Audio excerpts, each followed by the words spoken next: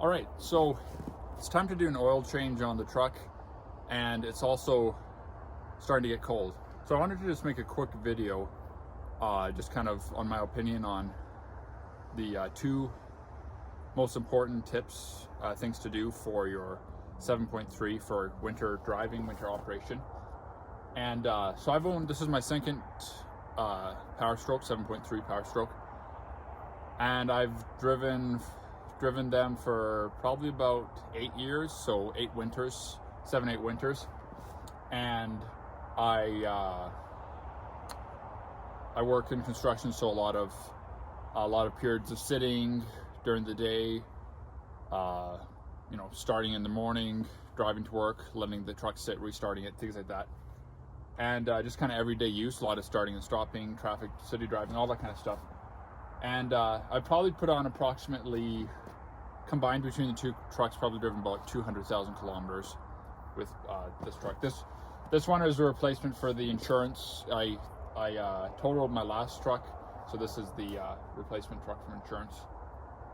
Anyway, so the first thing that I'd recommend is running during the winter, running a lighter oil, and also so running a lighter oil. I recommend running a 10W30. A lot of other guys will run that as well, but one thing with the Powerstroke is the 7.3 Powerstroke is you may have heard that they're really hard to start, and that is true to a degree. A lot of that has to do with problems with maintenance and not maintaining the truck properly, but in the wintertime especially, they're very hard to start, especially compared to like a Cummins engine, which is 6-cylinder. The V8 7.3 is a big engine, and there's just a lot to turn over, and in general it just is hard to start. If it's below 10 to 15 degrees Celsius, you're probably not going to get it started without some ether or something. And even if you do, it's really hard on the motor. So I personally run Shell Rotella. That's all I've ever run as far as I can remember. In the summer I run 15W40, which is pretty standard.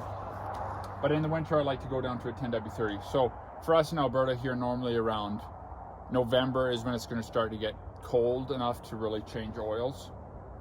Up until maybe end of March, April, and then I'll switch back to a summer oil. So that's my first recommendation, is a 10W30. And make sure you run a diesel oil.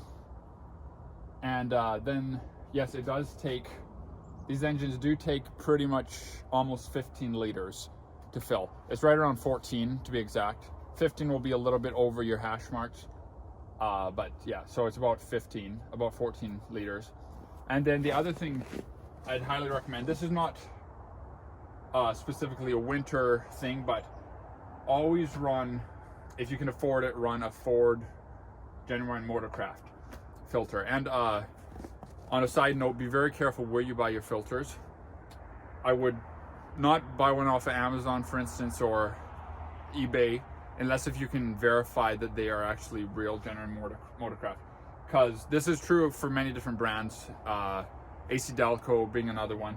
But you'll buy something online thinking that it's a genuine part, and it's not. It's packaged very similarly, and unless you can compare side by side, you would think it's the same thing, but it's not. It's just a knockoff made cheaply. So either buy from a dealership or buy somewhere online that sources genuine Motorcraft parts.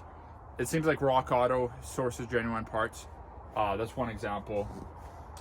These used to be cheap. They used to be about the same price as any other filter, maybe a little bit more. So like $24 was what they were when I first started driving these trucks. Now today, this was $93 from the Ford dealership. So I'm gonna try to find some online, maybe at Rock Auto, see if I can find some cheaper and bulk up on them. But if you can find them, buy them now, stock up on a few, because they're probably only gonna go up. So that's not really a specific winter driving thing, but the oil is the number one thing for winter operation. And then the number two thing is to plug in your truck.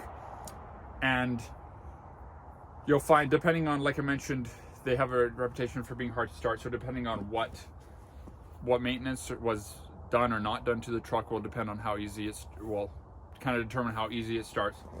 But suffice it to say, most of these trucks are not going to start below minus 15 Celsius. For you Americans, you can do the conversion. I don't know what that would be in Fahrenheit. And even if they do start, it's going to be super rough. It's hard on your engine. It's just not a good idea. So personally, if it's below -7, I'll probably plug it in overnight. Certainly if it's going to below 15 or lower, I'll plug it in all night. This is a big engine. Even with a new block heater and stuff, it basically takes several hours to even notice a difference. Like if you plug it in for an hour, you're not going to notice any difference. It's a coolant, a water jacket heater on this, and so it goes into your coolant. It heats your coolant. In my experience, it's just best, you know, before you go to bed or whatever in the evening, plug it in, give it at least 8 to 10 hours of time, especially on those really cold nights. If it's something like, you know, -5 and you just want to give it a little head start, a couple hours is fine. But if it's going to be, you know, anything below -15, I would plug it in all night if you can. It'll boost your longevity on your engine, because every time you do a hard cold start, it's hard on the engine, it's hard on everything. Even though it will start, you know, if you've never started one and you try it, you'll know what I'm talking about. And it just shakes, huffs and puffs. It doesn't like it. So yeah, those are my 2 top tips. And if you don't have a block heater in your truck, and maybe you bought one somewhere, you know, from the States where it maybe didn't come with a block heater, I would definitely put a block heater in as a first order of business. Alternatively, you could maybe try buying a magnetic oil pan heater as a second alternative, but those are not going to help nearly as much as an actual block heater. And yeah, I think that's it. If you do need to replace your block heater, you think it's not working, I have a video on replacing that. I had to replace mine last winter, I believe. It got really calcified and started just blowing the breaker, so replaced mine. And actually with the newer one, normally they won't heat as well, I found, is because I think it doesn't draw as much power perhaps. And something about having a new one, it actually doesn't heat quite as well as a slightly calcified one. So anyways, hopefully that was helpful. And if you have any questions or anybody wants to add, or if anybody disagrees with me, put that in the comments. Thanks for watching. See you in the next one.